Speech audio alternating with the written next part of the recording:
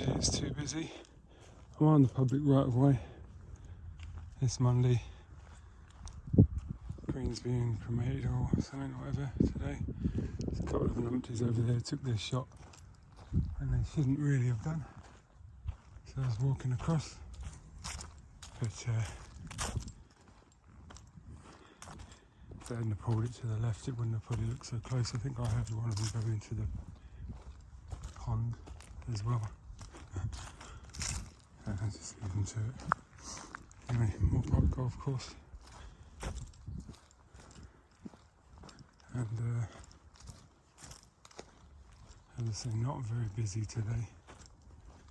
I wasn't sure if there was going to be anyone playing actually. I wonder if the golf club's even open, in which case maybe those guys shouldn't even be playing. I don't know.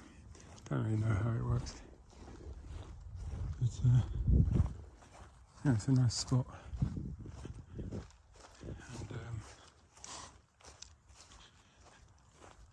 would be even better, and any golfers would probably hate this thought, but it would be even better if it was a deer park.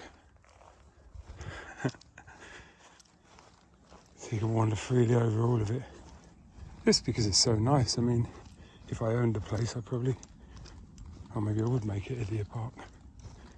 Anyway, it was given free by, I think it was called Rickmansworth Urban District Council. I think that's what it was called at the time. It was given free, and then they were given something like £1 million to renovate it. It was like a loan. There's no real record of that ever having been paid off. And I'm pretty sure it was in the 60s or something where this million was given. And in those days there weren't very many millionaires. £1 million was a lot more money then than it is now.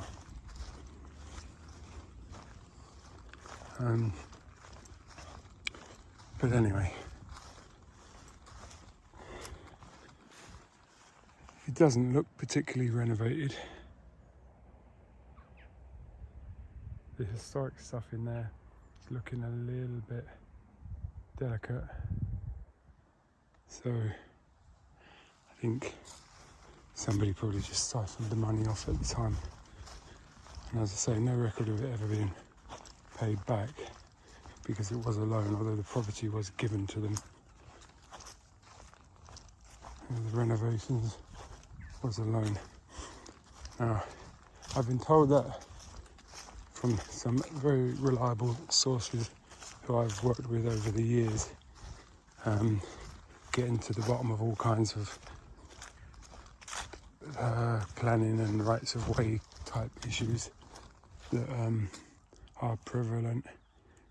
Well, in this area and probably a lot of other areas too.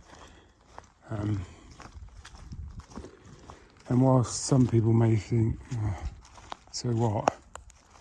I think if the truth of all of the shenanigans were to be made public, I think everyone would find it quite amazing, quite interesting. And I'm sure if you really get underneath the issue, I'm pretty sure things will be very different afterwards. For that reason, despite the noise of some people who find this stuff quote unquote boring, I think they're not bored about it. I think they're not even irritated about it. I think they've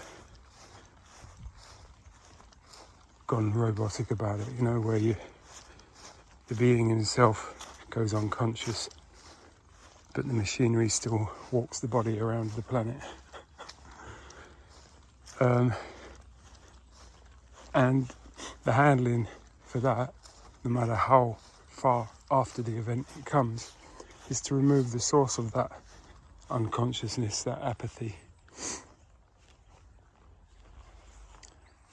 And you'll find a revitalisation even in that person. So what I'm saying is that if we sort this situation out around here and uncover the reason and basically neuter it so that it's just not a thing anymore, it doesn't occur anymore, I actually think that people who even didn't even know of the event would mysteriously find themselves bit by bit happier and happier and more awake. And the only reason why that sounds far-fetched is because you've got no precedent of it ever happening before. Some of us have, most of us haven't. But once you've tasted that, once you've had a situation where all of a sudden, for no apparent reason, you suddenly feel like a lead weight's been lifted off of you on something you didn't even know it was on, and still don't. And then you find out afterwards, you know, a day or two later, somebody tells you something, you think, oh, that's what happened. How did I even know that? How did I even feel that? What I'm hearing is that sort of thing will become more and more common going forward.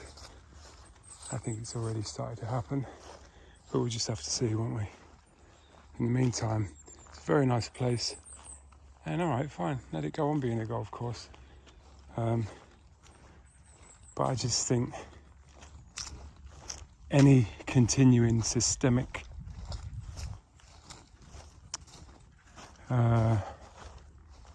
whatever you want to call it, criminality if you want, if that's just released so that it just isn't a thing anymore, I think that would be great. And in the words of the what was her name? Devil Wears Prada. I don't remember her name.